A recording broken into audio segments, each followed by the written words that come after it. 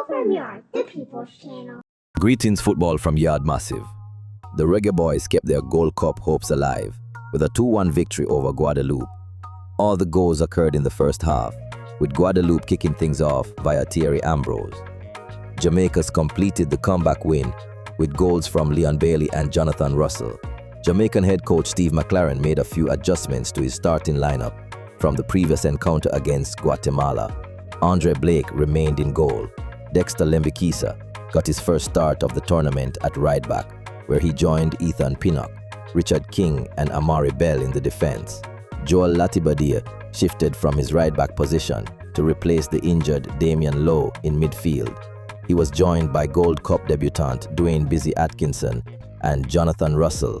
Warner Brown and Leon Bailey retained their roles in the front three and were joined by Demarai Gray. Jamaica was unable to convert a number of early chances, which gave Guadeloupe the opportunity to score against the run of play. Fortunately, Jamaica was eventually able to capitalize, with Warner Brown setting up Leon Bailey for the first and Demarai Gray setting up Jonathan Russell for the second. The second half was very sloppy and required the typical match-winning saves from Andre Blake. By the end of the game, McLaren looked like a man on the verge of a heart attack. Andre Blake was his usual dependable self. He didn't have a lot to do in the first half, couldn't have done much on the Guadeloupe goal, and displayed his shot-blocking expertise in the second half. He gets a score of 9. Ethan Pinnock started the game off with a horrendous turnover, but was solid thereafter. He made a number of crucial tackles when the game became more open. His match sharpness seems a notch lower from his usual levels, but he was still effective. He gets a score of 7.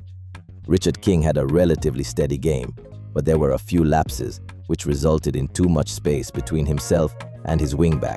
Sometimes he is a tad too composed, but the team does look more comfortable in possession when he and Ethan Pinnock form the central defensive partnership. He gets a score of 6. Amari Bell did a much better job in this game of being more assertive to break through the Guadeloupe press, but had more sloppy moments than usual. To be fair to him, he received limited defensive support in the first half when multiple attackers were on his side of the field. He gets a score of 5. Dexter Lembikisa displayed great effort but appears to have lost a bit of his form.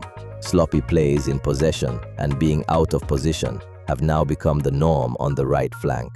He had some good runs forward, but the end product wasn't of the highest quality. He gets a score of 4. Utility defender Joel Latibodier occupied the defensive midfield role and provided a hard-running shield for the backline. He had a couple very sloppy turnovers in possession, but kept things simple otherwise. He is doing a job for the team, but is clearly not the solution for that role. He gets a score of 6. John Russell continued his rich vein of scoring form, once again capitalizing on a cross for his goal. During the run of play, Russell provides some dangerous moments, but needs to impose himself on the game some more. He has a knack for making timely runs into the 18-yard box to create goal-scoring opportunities. He gets a score of 7. Dwayne Atkinson was unable to display any consistency in his play. He had some good moments that he was involved with, but too much amateurism was on display on defense and in possession. Keeping things simple will go a long way. He didn't grab the opportunity that McLaren provided him. He gets a score of 4. Demarai Gray looked sharp in possession and had a good cross to set up the John Russell goal. He also provided Amari Bell with minimal defensive support. If it were just for his attacking contributions, he would be scored higher. He gets a score of 6. Leon Bailey was the top outfield player on the day. It was one of his best performances in a Jamaican jersey. If not for the goal post and some resolute defending from Guadeloupe, Bailey could have had a couple more goals, including from an audacious shot from his own half. He provided bouts of good defensive support, which decreased as the game went on. He gets a score of 8. Warner Brown was running hard from the first whistle as he put the Guadeloupe defenders under pressure. He had a good assist to Bailey for a goal, but also needs to refine his hold-up play and the timing of his runs into the channels. He gets a score of 6. Substitute Karoy Anderson started the game with a bad pass and a poor tackle. He is a very enthusiastic player and provides the team with some much-needed force in the middle of the park. However, he also needs to display more maturity and composure. He gets a score of 5. Ronaldo Cephas had one of his more frustrating displays.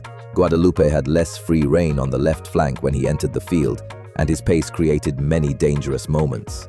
However, he often eliminated the danger he created with sloppy plays and poor decisions. He gets a score of 4. Michail Antonio had a couple good moments, but clearly isn't back to match sharpness yet after recovering from his accident. He gets a score of 5.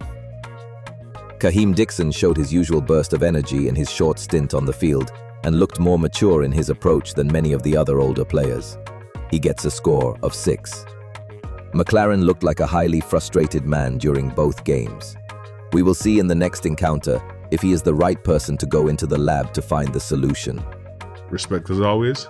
We can catch you next time.